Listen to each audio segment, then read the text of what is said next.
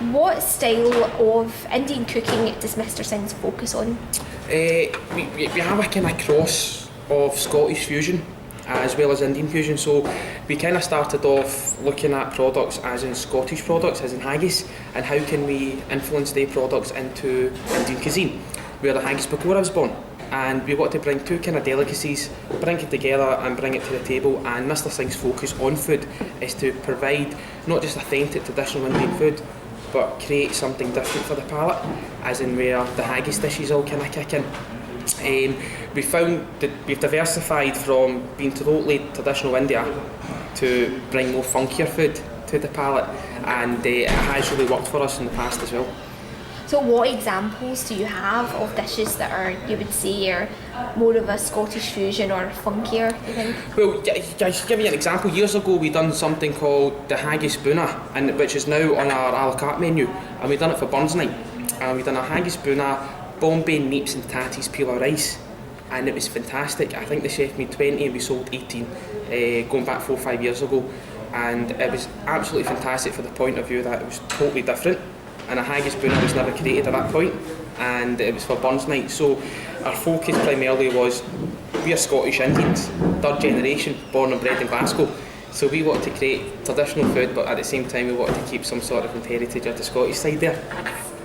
Tell us about the family history behind Mr. Singh's. Well, we've been here for 21 years. It was my grandfather, my uncle Bobby and my dad that started off the business in '94, and throughout the years we built the business through a lot of hard work, great support from family, friends, and now sitting at 2014, it's the third generation, and the grandson's running the business, and we've got part of the fourth generation coming into the family business as well.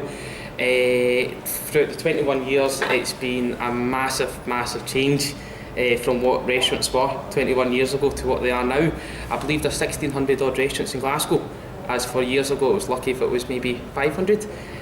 So it's definitely changed on the scale of things. I think the passion behind the business has not changed.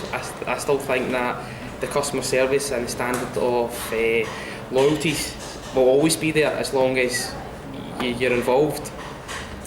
What's one of your, well, you spoke about this a bit before already, your restaurant's signature dishes, you talked about the haggis. Is there any other signature dishes you would like to share with us? The ambala. The ambala's been on the menu for 21 years. Ambala's a medium strength curry which was created in our hometown of India. And Ambala is actually the village in India where my great grandparents were all from, and it's where the heritage of the family are from. So when we first came to the UK, it was one of the first kind of dishes created in the family home, and then it was passed through to the family business, and we've had it on the menu ever since, and not looked back, which is great. Tell us 3 reasons why 5 PM customers love Mr. Singh's. I think it's the fact of we're a bit different from normal Indian restaurants. I mean, you walk into Mr. Singh's and you know you're normally greeted with a Scottish accent and an Asian waiter with a kilt. So just to be a point of difference, you walk into Mr. Singh's and you wouldn't generally hear Indian music. You'd maybe hear more westernised. You'll hear a bit of Rolling Stones. You maybe hear a bit of Ministry of Defence. You always hear different kinds of music rather than the normal traditional. I think the customer service side of things, we try to provide that on a higher level, and the quality of food to be a bit different. That's what makes our 5 PM customers definitely coming back. And well, I hadn't written this question down, but when we were hanging around over there, we were looking at your wall of fame, Sean Connery and Orlando, was that Orlando Bloom there as well, and all these different types of people? Throughout the years we've actually had fantastic individuals coming in. I think most of the reason they always come back, they feel like they're normal customers and they get treated just like everyone else does. As a family business, you know, you are kind of starstruck to an extent, but not as much.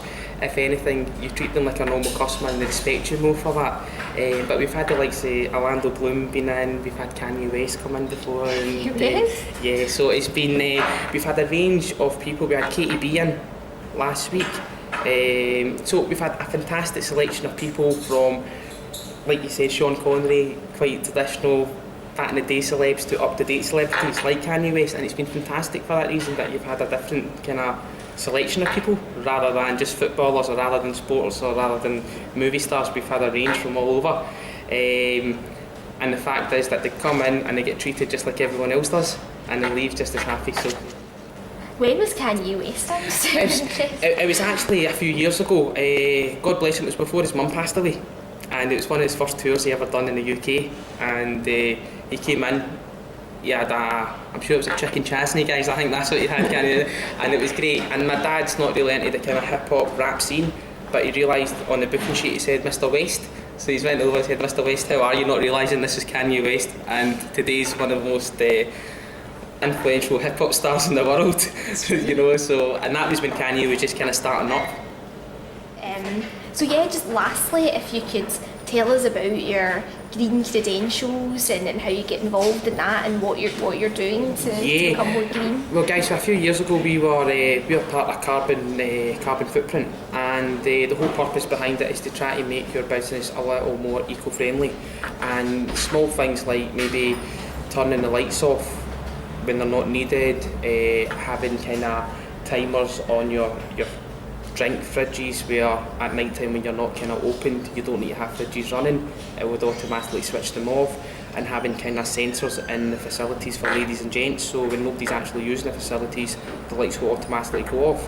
And I think within a period of time you start seeing a substantial amount of difference as time goes on, that you are saving down the line. It's just trying to put the infrastructures in place before, because it is quite time consuming, but if you have a bit of time to do it, it's definitely something to go downwards. And it's not just saving the business money, you're helping out in the environment, and you're just doing your little part as much as you kind of can. So I'd recommend it to any kind of restaurant or business. If they do have the time to do it, it would be something to definitely look at.